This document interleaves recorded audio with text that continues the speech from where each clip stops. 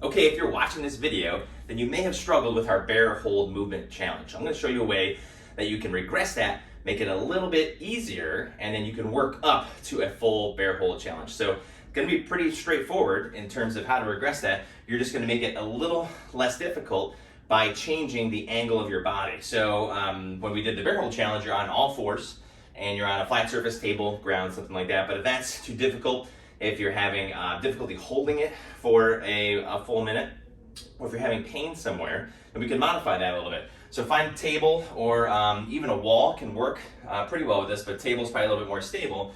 And you're kind of getting into the same position. So pretend kind of like you're on all fours, but you're using a table here. So it's less stressful for the shoulders and it's less work for the muscles in your core to stabilize yourself.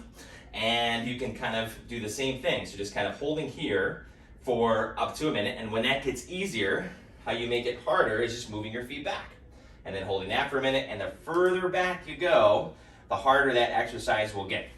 So we're changing the position of the feet in relation to your hands. Another way to progress that, if that becomes a little bit easier, then you can use a chair and kind of do the same thing, except now you're getting closer to that all fours position. So up here is a certain height, down here a little bit lower. So it's going to demand a little bit more of all those muscles that we're working on to stabilize your shoulders, your neck, and your lumbar spine. And then same thing, you're just kind of getting out further. You can kind of dip your knees a little bit further. You can see here is going to be a little bit easier than here, so we'll challenge yourself a little bit more. And then eventually the goal is to kind of get down onto the floor, flat surface, all fours, and that will, again, get you up to that bear hold challenge, which is what we want to try to get to.